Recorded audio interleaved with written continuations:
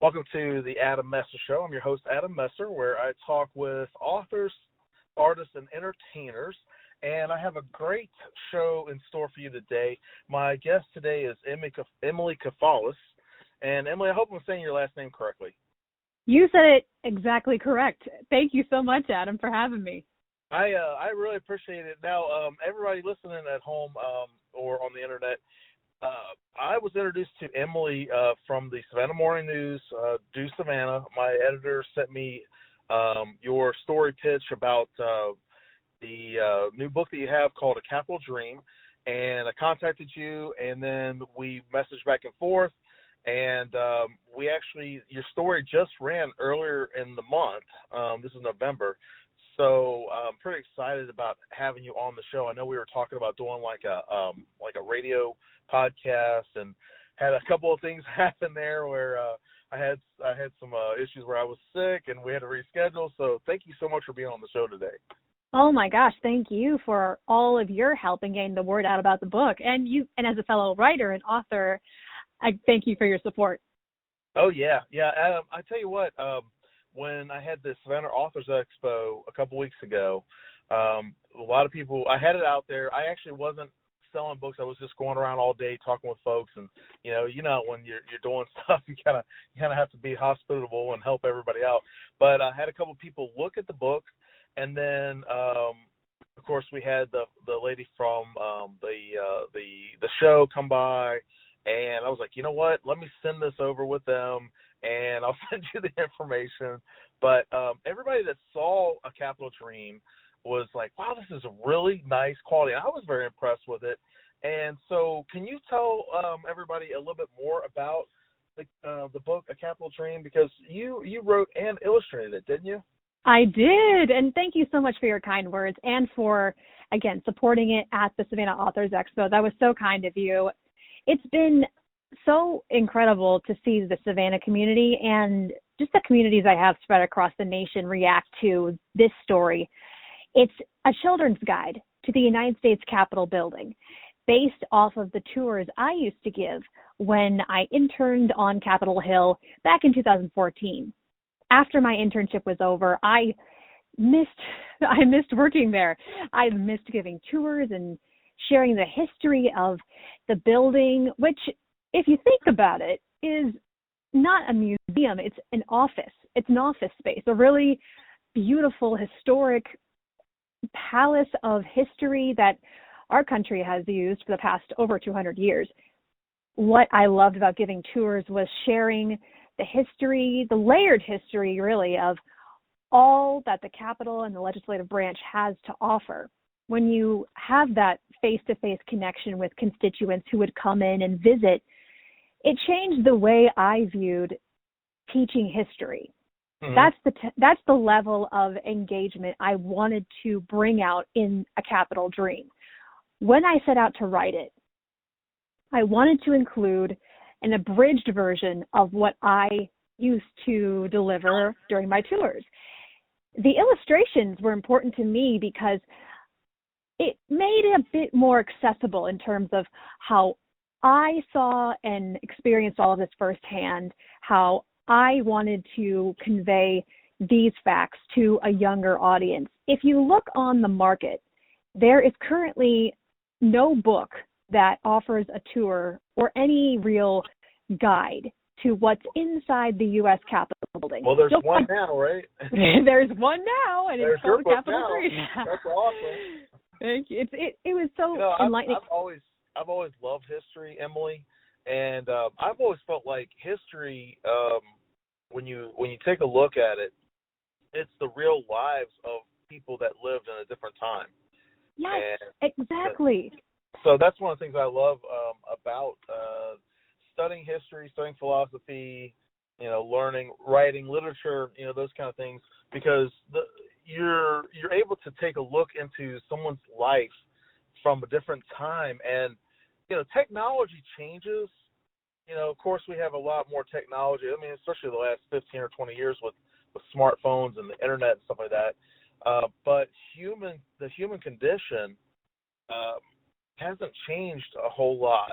And it's really interesting to see how what people lived through and the times that they were living in and the different experiences that they had, how that played into effect. Because, we can look back and it's hindsight, it's 2020. But at the time when those folks were living through it and the decisions that they made, especially like Capitol Hill, when you think about all the different monumental decisions that were made, world-changing decisions that were made on the Capitol. It's just kind of daunting. It's kind of interesting. And I think it's really cool that you did a book trying to break that down for young folks, to be able to read, because I really don't think, I remember as a kid there were a lot of, books about civics and things like that, but I just remember with my kids, there really wasn't a whole lot of stuff out there. I wasn't actually looking for books on politics or history, those kind of things, but it's really cool to see that you have this sort of book out there, and you want to try to educate kids that are, younger. Thank you so much. Yeah, no, it's so important to, you touched upon this briefly in your comments. We say history repeats itself because, as you mentioned, the human condition, we'll do what we do. And in this space, the U.S. Capitol, and just it boggles my mind what that building has seen, what those halls have heard. And when you're there, when you're in that space, you don't feel removed from it. I think when you look at it from afar and you think of Washington, D.C. as a whole as this place, this idea, and associated with all of these different connotations. But when you're there and when you're walking, taking in all of the just architectural majesty of the rotunda, but you think about what took place within these hallways, what discussions and conversations were had that changed the course of our country's history, it's spectacular. And when you're there, it feels a lot more personal because you understand this wasn't some tall tale. This actually happened, and here's where it happened. Here's where this person actually stood and made that decision. Yeah. So tell me more about, I know you've shared it with me, but I'd like to share it with the audience. But tell me more about your connection with Savannah and how that came to be, because, you're actually out of California right now, right? You live in California? I am, yes. I'm on the opposite coast. So tell me more about your connection with Savannah. Well, first, I love the hostess city. I miss, there's not a day goes by that I don't miss Savannah. I moved there in the fall of 2015. I transferred and attended the Savannah College of Art and Design, where I studied writing. I earned I earned my bachelor's in a Bachelor's of Fine Arts in writing in the spring of 2018. I was in Savannah almost 3 years, but wow. I fell in love with it as soon as I toured, as soon as I got there. It was because I transferred, I had to take on an extra year of studies, but there's no other place I would have spent another year. There is so much creative energy that goes on in the veins and the roads of Savannah, Georgia. There's so much culture. There's so much. You cannot be. I don't know how one cannot be inspired just taking a walk. That's another thing. From a purely sentimental standpoint, I love walking everywhere. And you can, in the historic district, you could just walk outside and take in about 20 coffee shops in a block. But I love the energy of Savannah. I found my people there essentially when I was at SCAD, thanks to my education there and the writing program in general. They were extremely helpful and very helpful in terms of connecting students like myself with publication opportunities in terms of journalism and freelancing in the Savannah area. That's how I got to know the community outside of SCAD, was the people I met through the Savannah Morning News, the people I met through Connect Savannah, the people I met through South and Savannah Magazine. All of these areas, these pockets of the city where you could, in turn, learn more about the city's color. I think that's really interesting because you actually did your internship before that, right? My internship with the Congress. Yes, that came at a very interesting time in my life. I had just finished my freshman year at my first school, St. Mary's College of Notre Dame, and it was the summer after my freshman year. I really had no idea what I wanted to pursue academically, and I thought, well, I've heard of people who have interned on Capitol Hill who are at a crossroads in their life, so to speak. I decided, well, I would like to do that and at least get the experience. That was actually how I fell in love with, if you want to talk about cities that I love, another one is Washington, D.C. Oh, I adore that place. I'm starting to see a theme here because, like, you know, Savannah, Washington, there's a lot of, like, historical aspects to, you know, these places that you fall in love with, and I think it's kind of neat. Does that have a tie-in with your love of history? Absolutely. It's always been one of my favorite subjects in high school. Well, in grade school, high school, I loved world history, American history, and my love of history. I refer to myself on my social media accounts as a majestic history nerd. Yeah. I love learning the tales that each place I visit has to tell. And you certainly find that in Savannah, Washington, D.C., other places that I love. And, well, it's funny, when I moved out to California, there's different narratives being told out here because the history of our country unfolded differently as we expanded westward. Oh, yeah. You know, it's kind of crazy because I was just thinking about the Manifest Destiny the other day and the devastating reaches that it had on indigenous people. So I was like, oh. But that's a different topic for another day. But I think history is really interesting because of the storytelling aspects of it. So with your internship that you did, can you tell us a little bit more about, you know, that experience? You know, so you're at St. Mary's of Notre Dame, right? Yes, I was. I was there my freshman and sophomore year, and this internship with my home congressman. So I'm originally from Decatur, Illinois, which is in Illinois' 13th district. I knew about our Congressman Rodney Davis, because the summer before I entered my freshman year, I interned at a radio station where I had to book local politicians and local personalities, and one of the local politicians that I had connected with because of that internship was Congressman Rodney Davis and his team. When it came time for me to figure out what was I going to do with my summer after my freshman year, I thought, like all these big questions. You're like, what am I going to do in life? Yeah, And I was thinking, okay, well, this is I have and people and everyone who every time I tell this story, people always comment, well, you weren't going to go into political science or even remotely study law, but I wanted to experience this, and I was at a point where I wasn't sure what I wanted to pursue. It seemed like the perfect opportunity and the perfect time in my life to explore. When I arrived in Washington, D.C. in June, I settled in and was immediately welcomed with warm, open arms into the congressman's team. I instantly fell in love with the energy and the electric activity that you find within the walls and the hallways of Capitol Hill, from where the congressman's office was in the Longworth building through the tunnels that connect all of the office buildings to the Capitol, to the Library of Congress, to everywhere else. It's just, it's its own little city within a city. Seeing it, being amongst the action, and seeing the faces of people I knew from the news, it never got old. There was a pure, unaltered magic about it for me. I couldn't get enough, and I wanted to stay. It was every day. I loved the fellow interns I worked alongside. In addition to giving tours, we answered phone calls from constituents who would call into the congressman's Washington, D.C. office. We would help take memos on hearings that would happen in different committees. We would shadow the congressman as he was on several committees. We would shadow him.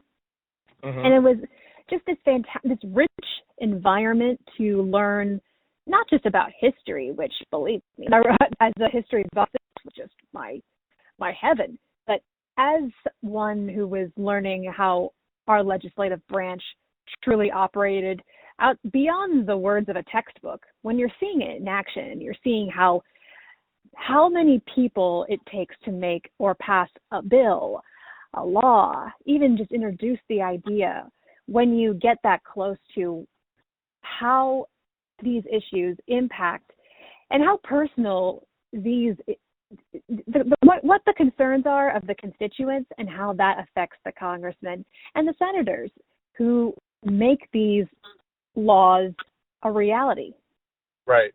So it sounds like you were getting a lot of ground level, firsthand experience of how the inner workings were versus, we see a lot of stuff on TV, and obviously when we're coming up through school, we're taught like the different branches of government, and so we have a fundamental idea of how things work, but it's kind of almost the difference between knowing how something works and actually doing it.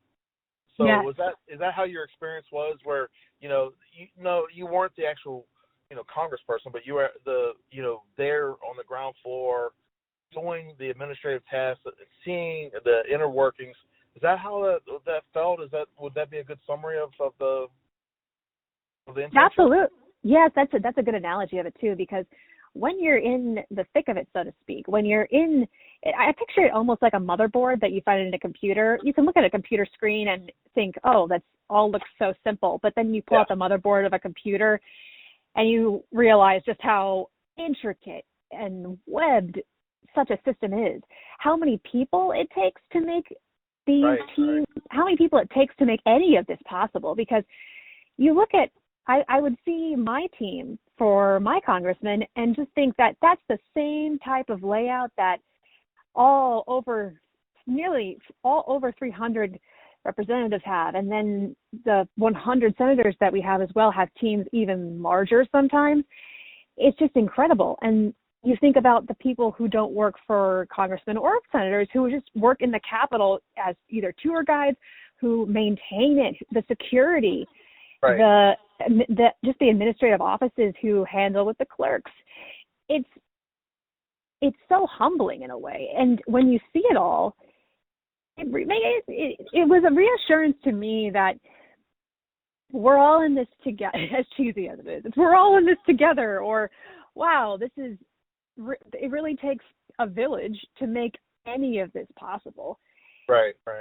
It seems like it's like a giant machine with a lot of small moving parts. It is. And every person plays a role, even down to the interns. So taking that into account, and then you were there experiencing it firsthand. You took your skill set with the idea, like, wait a minute, there's not any kind of books that kids can pick up or read. You took that and you had this idea to create a Capitol Dream, right? Yes, it was. Because I had frequented the Capitol Visitor Center's gift shop many times. After the tours I led were over, you always end it in the Capitol Visitor Center and in the Capitol Center's gift shop, because people usually want to get an ornament or a book if they want to see more of DC, or if they saw something in the Capitol. A little memento. Souvenir or whatever, yeah. When I would go in there, I would always notice there were a very limited selection of children's material and content, because what I saw was either books about certain individuals, so you see a book about one person, or a book about this president, this group, this period in history. Right. They were, and there was this odd gap between very simplistic reading materials and the high school level, or nothing was really in the middle, in between the 7 to 12 range. It was either advanced or it was a little too picture booky. Yeah. I couldn't help but think, okay, there's this real opportunity to engage with 4th, 5th, 6th graders who are a lot of the tour groups, the school groups who you see who visit the Capitol, there's not much material for them to take home with them to refer back to later. That's what I was just thinking, because, you know, it's crazy, but I remember thinking back to my elementary school days. Our school was K through 6. I know a lot of the schools are like either K through 8 or K through 12 now, but our school was K through 6. And I remember being, you know, 4th, 5th, and 6th grade, you know, you were kind of like an upperclassman of your elementary school. Yeah. You know, like before you go on to middle school, before you go on to high school, you know, 4th, 5th, and 6th, it's like, you know, you've been there for 3 or 4 years. You know how, you know, things, like even our school, we had, when you hit 4th grade, you were big time, because you got to go from upstairs to downstairs, and you got to change classes. You know, it's like, you know, you got to change classes now, you know. So I can appreciate that, you know, you wanted to create something for kids in that age group, because, you know, they're at an age where they know more than, you know, lower grades, and they can understand it at a higher level. You know, of course, they're not, you know, at grade school. You know, they're not at middle school or high school. But, you know, that I think at about 9 or 10 years old, 8, 9, 10, you know, kids really start to take on some of that adult mindset. They're starting to learn some more about how the adult world works. You know, not necessarily that they understand everything, but, you know, they're a little bit more able to comprehend, you know, at a higher level. You know what I mean? This is okay. So that's exactly what I experienced recently last month when I read the book to a group of 7th graders, and you hit it on the nose in terms of they are past the they're past the 4th grade level reading level, and they're not quite at that 15-year-old, oh, I can't wait to get my permit type phase. Right. But it's this phase of, oh, I'm too cool for school type thing, or I'm too cool for that baby stuff. It's a very, I don't want to call it awkward, but at the same time, as one who experienced a very awkward phase in life. Like an in-between, like, you know, the tween years, the pre. Exactly. Or they call them the teenagers. I don't know what they call it, but it's. Well, I call them tweens, and it's this. I think it's a bit of a.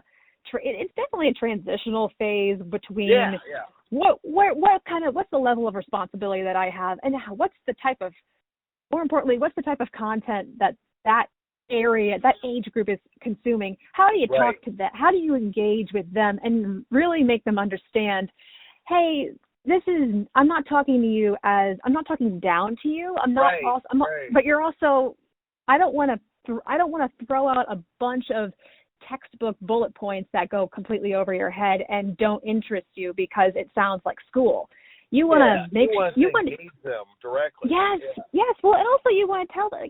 The point that I always want to get across is these were people who were your age, and a lot of the times when you're talking about this history, if you want to get really specific, there are a lot of history makers were not much older than they were when they were starting to engage with the public office, with civics, especially if you want to go to pre-revolution, revolution, pre-Civil War, early 19th century. There are a lot of figures, and thankfully a lot more literature is being written about those years for historical figures that really connects with that audience, because I think that's where the disconnect can get, where you think, oh, so-and-so was an adult, and how could I possibly emotionally access the feelings of an adult who went through this X, Y, and Z. If you think about a young soldier who was, 14, who had the clothes off his back and went to go fight, but then that fighting was not so far from Capitol Hill in 1864, it becomes a lot more personable. Yeah, I mean, that's one of the things that I think about is the life expectancy was a lot lower, you know, up until this last 100 years or so. I mean, even up until the 50s and 60s, life expectancy has gone way up. Yes, and the definition of what an adult was in, 1776 is a little different than what it is today. Oh yeah. A lot different. I think it's kind of crazy because looking back, my dad's mom got married at 14, and that was in the I want to say the late 40s. You know, man. Yeah, so I mean, I couldn't imagine today, in today's world, a kid getting married at 14 and then having a family to raise. But life expectancy was different back then, and I mean, I think it's kind of neat because the way you connected and for younger readers too, like there are some advanced younger readers. I think that the material that you put in the book, I think the way that you laid it out, because it's a beautiful book. I mean, like you said. Thank you. I think you did a great job with everything. And one of my friends that was his name's Josh Vasquez. You probably hear, if you ever listen to the show, you'll probably hear me talk about Josh. That name rings a bell. Yeah, the Savannah zombie novel guy. Anyway, he has a couple of younger children. He has a daughter, and they just had a newborn. And he was looking at it, and he was like, this is a really cool book. And I was like, well, I said, Emily sent these over, but I'm going to take some to our local bookstore, East Shavers. And I said, I'm not, I don't know what to do. I didn't know if I should take them and sell them for you or what, but because we were kind of like whatever. But I think that the book itself that you did is just a beautiful representation. It's a beautiful presentation of everything, and I was just kind of fascinated with the way you did the story because you saw a need, you saw an opportunity, and you said, you know what, it is. I'm going to be honest with you, everybody listening. It is. A lot of people say, "Oh, I have this idea for a story. I can write a book about this." But It is a totally different thing. It's a totally different animal to have that idea and then to take that idea and write out a complete story. And then on top of that, you illustrated it and then you colorized it, which, I'll be honest with you, that in itself, you did a fantastic job. So thank you. Or with that in mind, what are you going to make like a whole series of these kind of books? Yes, that's the plan, and I want to give a quick shout out to the Palmetto Publishing Group based out of Charleston. They are the ones I worked with to get that beautiful presentation of the book finalized. I've been working with them for the sequel, which will be about the U.S. Senate and House wings, the current ones, not the old chambers, but the new current in-use chambers. I have manuscript finalized, finishing up the illustrations. That is projected to roll out around the time of President's Day weekend. That's no coincidence, by the way. We'll be doing. Cool. Thank you, and we'll be doing. That'll be the companion piece to this. I also want to do books about the Supreme Court, the Library of Congress. Those all sit within proximity of each other on Capitol Hill. I have a question for you, Emily, about that. Yeah. Because with more traditional publishers or the hybrid traditional publishers or whatever, small print presses and stuff like that, a lot of times they, for children's books, they have their own in-house illustrators. And they, you might have a story idea or whatever, but they want to use their own publishing. They want to use their own illustrators. They want to use their own thing. Did you, with the process, did you take it and say, hey, you know what, I've got this idea. Did you have everything put together and say, this is it, and I'd like to submit it? How did that go for you? How did that work out? Yeah. It was a journey. To put it in layman's terms, it was a journey. And the reason why I ask this is because on this show, one of the things I do is I try to, reveal the magic behind the curtains. You know what I mean? I try to show the nuts and bolts for other people out there that, they want to do things and they're working on it. So I appreciate you sharing some of that with us. You don't have to tell us all your trade secrets, but share some of that process because, it's not easy. It really is not easy. And to create illustrations, because I like to draw. I actually illustrated a book and a couple years ago that I wrote, a children's book, and it took me a lot of hours just to illustrate it, and I never colorized it because I wanted to do it digitally. So I'm kind of interested myself in how this process works for you. Well, I need to check that out because I bet you're a really great artist. I need to go check that out.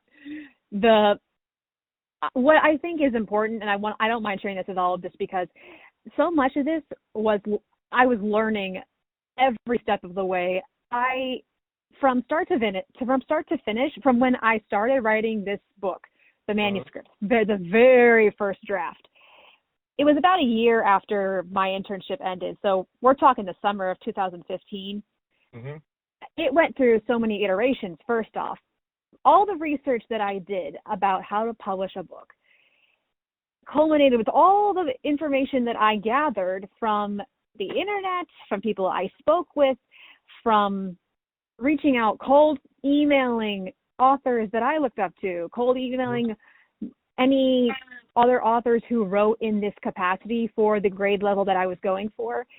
The tidbits of information I learned from those resources, they essentially boiled down to they led me to make the decision to reach out to hybrid publishers as well as your regular independent publishers who were taking risks on more I don't want to say non-traditional, but authors like myself who had never published before, who were only ever freelance writers for magazines, online publications. I have a lot of respect for independent publishers, hybrid publishers, because they are very aware of the authors they work with and where they're coming from. I have had nothing but wonderful interactions over the phone and email with said publishers. I will say it was a little frustrating when I was researching and couldn't find many direct answers, or at least directions, if you will, about what to do with this story and how to get it out there, because at the time, this was around the time when I was transferring to SCAD. I, at that time, knew no one in the publishing space. Yeah. It was, I want to credit SCAD as well for connecting me with with authors in the Savannah area and elsewhere to allow me to pick their brains, figure out what my next steps were. The great thing, this is also just a metaphor for life. The great thing I discovered was nothing is linear. Truly nothing was linear. No author is going to have the same experience, which I think benefits the author as well as the story. When I initially wrote this manuscript, from the beginning, I knew I wanted to illustrate it as well. It gave me more clarity into how I wanted to structure the language, how I wanted to craft my sentences and deliver the facts of the building. That was extremely helpful when I was illustrating. It gave me an idea of the spacing of the book, how I wanted to juxtaposition the main character, Emily, against her supporting characters of George Washington, Frederick Douglass, and Elizabeth Cady Stanton. It gave me the insight as to who should be included in the book in terms of historical figures, what rooms I could skip altogether. The balance between writing and illustrating, I see nothing but benefit from in terms of my process. Now, that's just me, and I knew from the beginning I wanted to illustrate this. Along the way, because this wasn't published through Palmetto until August of this year. Yeah. I was encouraged by people I trusted and people who I still trust, mentors of mine. I was encouraged to find a professional illustrator. At first, I was very open to the idea, thought, okay, that'll be easier on my part. The difficult thing about illustrating a real place is you want to make sure it's as to detail as possible. It represents that real room you're speaking of. Yeah. This is especially when you're speaking of the grandeur of the rotunda, the detail of the statues you're going to encounter in the Hall of Columns. You don't want to mess those up. Right. You want to represent, what they're seeing. Yes, exactly. If a child cannot visit the Capitol physically, I want them to read this book and have an idea of what that space is like. That was the goal. When my mentors and other advisors suggested you need to hire a professional illustrator, at first I thought, all right, I'll pursue that path. It came down and by the to... way, not to interject here, but that is actually very typical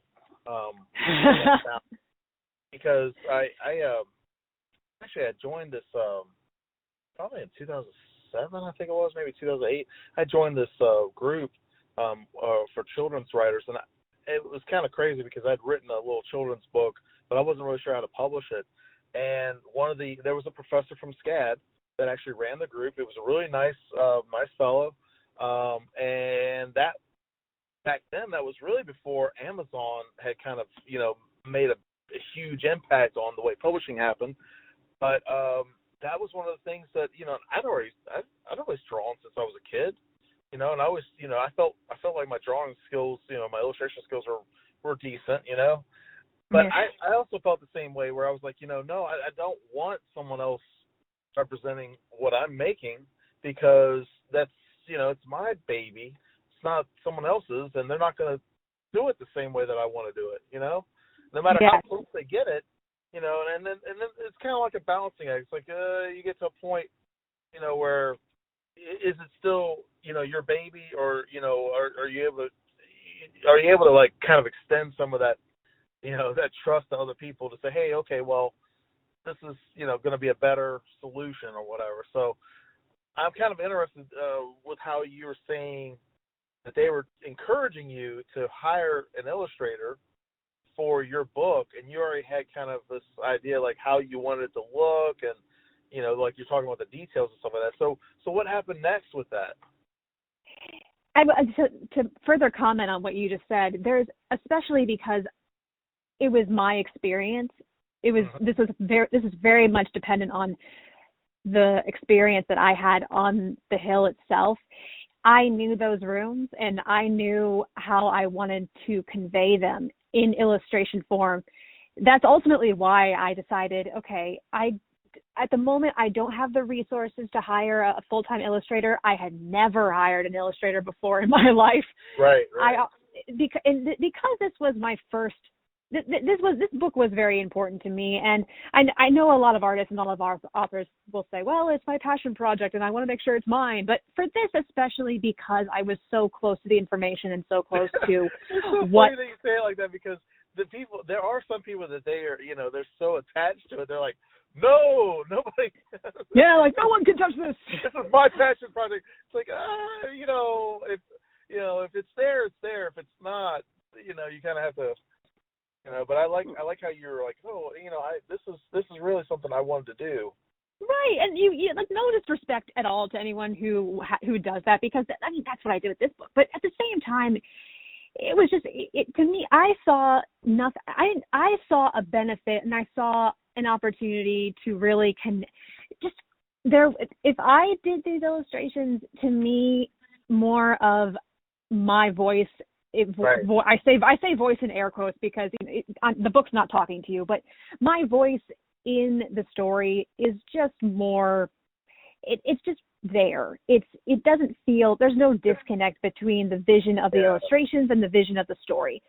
That what happened and what came down to it was it just ended up being that I thought, okay, I trust the opinions of these advisors and mentors, but at the same time, I'm going to take a chance. I'm going to illustrate this book the way I feel it should be illustrated. And also at this time, I wanted to just get a move on. It was taking a little too long, in my opinion, to nail down a contract with anybody, to find someone who I thought had the style that represented how I wanted to share this story.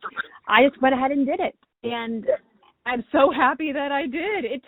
The illustrations, I will say, took longer than actually writing the book, because again, you want to get the details of each room down to the reflections of the floor, the way that the granite looks, especially because this is my first big outing as an author illustrator. going forward, this will be how I approach the books in this series, which I'm going to call my Capital series, a Capital Dream series, because Capital, playing on the words of the Capitol being spelled Capitol, the Capitol building, that's how you spell it, but the United States Capital with an AL, I want to make sure the distinction is there. And also the definition of capital, it's a capital dream, this most capital. Do you understand the inflection in my tone? Oh yeah, I think it's definitely a great play on words, and I've always loved puns when I was a kid too. So I love. Oh, great! Thank you. I'm happy that you appreciate that. Yeah. So that came together. It was a culmination of a lot of hard work and just that gut feeling, saying, you know what, I need to do this myself. So when you put the time into the illustrations, what were some of the challenges that you faced with illustration, and then on top of that, colorizing it? Because I think it's one thing to draw black and white. It's a whole other thing to add color and shadows and those kind of things. So, and you did a beautiful job with it. So walk us through that process. Thank you. I did all illustrations, and this is how I do all the illustrations. This is how I did all the illustrations for what the sequel that I'm currently illustrating. I work in Photoshop. I was able to use my iPad and my iPencil, go into Photoshop, go to town, and I took a research trip to DC after my internship to go back through, make sure I wanted to capture the correct angle of this room, and this room. Make sure that I found what I wanted to highlight and got a clear image of it. The most difficult things and people to illustrate were the people. Because when you're illustrating, for this book in particular, the rooms, if you're focusing on one room, say when I illustrated the crypt, which is the oldest area of the Capitol, I do 2 illustrations, 2 different angles of that room, and then I leave it. With the characters, with the main character, Emilie, and then George Washington, Frederick Douglass, and Elizabeth Cady, those are more difficult because, well, first of all, the historical figures, you want to make sure they look like them, but they don't look too realistic. You want to make sure that they still have an element of playfulness in them that will not lead a child to think, well, what's this or who is this? You have to be sort of a cartoonist in a way. Yes, you have to. You need to make sure that your illustrations are that they're still having fun, that you're having fun. I love that because one of the things I think about is like The Simpsons. When they have a character that they draw, and it's in their style, but it might be George Washington or Frederick Douglass or whatever, but it's drawn like The Simpsons in that style. I think it's one of the things about the individual artist that these are your characters that you drew. These are characters of real people that you drew in your style, and that I think that's one of the things that appeals about art is that you can when you have that representation or you have that style, we get a chance to kind of look and see perspective through your eyes. Yes, and it's in a manner that you can still recognize. Right, that's this person, or that's this historical figure. That's a very good comparison to The Simpsons because they parody many a recognizable face. Thousands of characters, and that you can look at it and say, oh, well, that's Mike Tyson, or that's so and so. Even if you don't even watch The Simpsons, if you just saw a screenshot of whomever they were parodying, you would recognize it, and that speaks to the credit those animators and artists who work on that content. You did a great job with your characters too. Oh, so thank you. Thank you. It's like in your style, and but they're recognizable. Thank you so much. That's what I was going for. And back to that, keeping the consistency of the style with Emilie, the main character, that was a bit of a challenge too, because you want to make sure she's got I intentionally gave her a very simple primary color palette. She's blonde, wears a red sweater and a blue skirt. So red, yellow, and blue. The primary colors, it's almost a play on, well, she always wears red and blue, two of the colors in our flag. It's difficult at times when you're illustrating to make sure her face is the same shape in all of the illustrations, her hair carries the same luminosity in all of the illustrations. If she's standing still or walking this way, moving her arm, this is how she would look. It's all, similar to yourself, I've been drawing my entire life. This was a great exercise for me as an artist, because every day I committed to myself every day to draw and complete an illustration. Oh, you do? That's really cool. I didn't know that. Thank you. That's where I am right now with the sequel. Every day I'm working on an illustration, and ultimately they will all not be used because maybe I drew too many of Emily. Maybe I don't want to use this angle of the room anymore, or I'm not going to talk about this sculpture, or I'm not going to talk about this detail. At the same time, though, as a writer, it makes the story more it sounds odd, but it makes the story more intimate for me. I truly immerse myself in this world. I am truly in the weeds, if you will, in what this story is about. It makes it more tangible and more real. Yes, and in turn, I'm able to speak about it as if it's not actually a hyperbole, but I'm able to speak about it as if I was living in this world, which essentially I am. But yeah, your mindset, your imagination, it makes it a tangible thing. When I think that's one of the beauties of storytelling, because everything is a story, right? I mean, like the things that we talk about, the things we tell, the mindset that we have, the replay that we have in our heads, everything's a story. And we talk in stories, we communicate in stories. And I think that's one of the things as a storyteller, one of the devices or the mechanics or whatever you want to call it, that I feel helps is to be able to say, okay, well, what were the senses, the sensory notifications of, like, how did she look? What, like you said, which way was she walking? How would her, posture be? How would her, gestures be? And those are all things that make a character, in my opinion, make a character more tangible, more identifiable, more relatable. When you can see yourself in that character, and you feel those emotions that character is feeling, then that character becomes alive. They're not just a picture on a page or, words on a page. They're real. They become alive. And to add to that more, that's what I believe that's the hallmark of a strong writer. And if you can really emote those untouchables in your reader's mind, especially when you're discussing history, the past, if you're talking about a place that maybe the reader will never get to see, those are all paramount. And whether you're writing a children's book, something for adults, I think you and I both as writers, this is something that we strive for. And going back to what you said, when everything is a story, that reminds me of what Joan Didion said. Everything is copy, because our lives are our experiences, and we know what to expect from certain perspectives, and we want to create. I don't want to say create content, because content sounds super.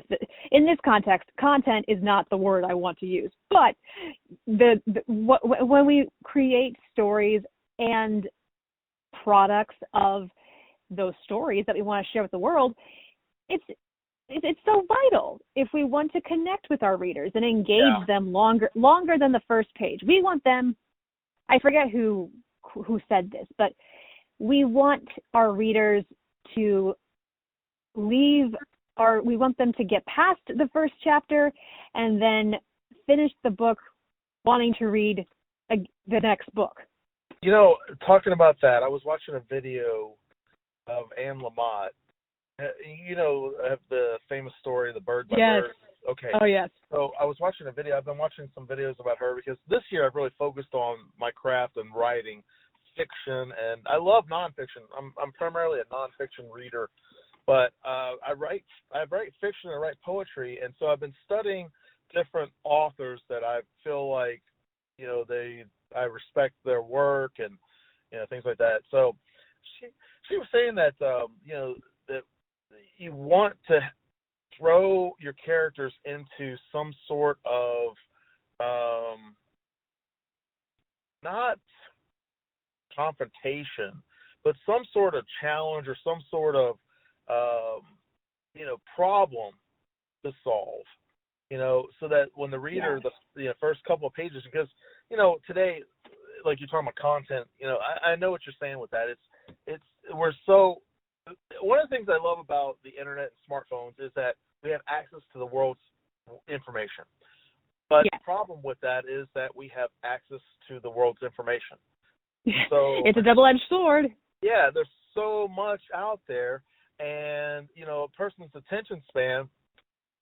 People collectively, I think, we're smarter as far as like using technology, but individually, our attention spans have dramatically shrunk because if you don't capture somebody's attention within the first second or 2 seconds, they bounce, right? Yes. And they're not gonna engage with that. But if you appeal to them and you say, "Hey, look at me," and then you don't follow through with something worth looking at, you'll never, ever capture their attention ever again. They'll just dismiss it completely. So yes, sorry, go ahead. No, I was gonna say, I think what you're saying about the whole process, the whole it's like you have to have this whole device, you have to have this whole project. It has to be it's like you're looking from a macro perspective down to a micro perspective of being an author, telling a story. If it's connecting with a person on an intellectual, emotional, spiritual level, whatever you're going for, with that, is it really reaching your audience, and are you telling that story to them, or are you sharing it with them? Are you telling the story, or are you showing them the story? Are they experiencing it as they're consuming it, as they're reading it, or are they just watching it as a third party observer? Show, don't tell. Right. Show, don't tell. Yeah, that's one of the covenants of writing, right? But I think when you have that experience and you can transcend that, that third party of just observing into, oh, wait a minute, I feel like, I could identify, I could be Emilie going, on Capitol Hill. I could be Emilie, there in the Oval Office, I think when you can capture that, it's a whole different world, because you're letting them experience that without actually being there. And I think that's one of the beautiful things about reading. Is able to experience things that you would never in life. Like as a kid, I used to read a lot of science fiction and science fantasy and stuff. There are no real such things as hobbits and elves and stuff like that. But I liked reading The Hobbit and Lord of the Rings as a kid. I liked feeling like I had that experience, or reading science fiction like Isaac Asimov, like, I'm out in outer space. There's no way I'd ever go to outer space, but having that feeling from a book. It's why I'm such an advocate for holding and reading a tangible book. The great thing about, again, going back to the great thing about technology is that we're able to store and keep a library on our devices. But I am truly, and always will be, an advocate for feeling the pages, hearing the sound of turning to the next chapter, and really the paper. Yes, and getting down to just smelling that news book smell. Yeah. But that's why. And when you're talking about children's literature in general, there's such a intimacy when you share a story with a child, and when you really introduce them to the possibilities that reading opens up. No pun intended, opens up when you. Oh, thanks. Going back to what you were saying about when you really, as a writer, and you want to show, not tell, and you want to take your readers with you and have them come back for more. you almost have to throw your hands up in the air and surrender as a writer when you've completed a project, because you don't know if that's going to work sometimes. Certainly that's how I felt when I finished this. When I got the proof back from Palmetto, I almost had to let go and see where if it has legs, because you don't know how people are going to respond to this. Yes, your editors have said this looks good, I think this reads really well, but those aren't your biggest critics. You're always going to be your own worst critic, but ultimately my audience, the people I want to reach with this story, are the students, the young constituents. And to see the response from the communities I've engaged with because of A Capital Dream, it's been so rewarding, and I cannot wait to keep discussing and sharing how this book came to be, and also just my love of history with this crowd. It's only beginning, and I can't wait. I'm so excited for what 2020 holds and every book in this series hereafter. That is so awesome, Emily. Well, we're actually, I can't believe it's almost been an hour already. So. I know! We can talk forever about writing in general, which I feel like we should eventually in a future episode. Definitely. We'll have to have you back on. Where can people find your book? People can find A Capital Dream at Amazon.com, on BarnesandNoble.com. If you go to the book's official website, acapitaldream.com, all the information is available on the home page. The Amazon and Barnes & Noble hyperlinks are embedded in that first home copy page there. Go ahead, check that out. I encourage, they would make a fantastic Christmas gift if you want to give the gift of history and give A Capital Dream to your young constituents. Honestly, I think it was a great idea too, because grandparents are always thinking of like, what can I get my grandkids? What's something that I can get for them? Because, a lot of times they might want to get something that's educational, but it's entertaining, and I think a book, honestly, that's one of the things I love about I've been doing these events, the Savannah Quill started in 2016, and I do these literary events every year because I want to promote literacy. I want to connect writers and readers to promote literacy. And I love that.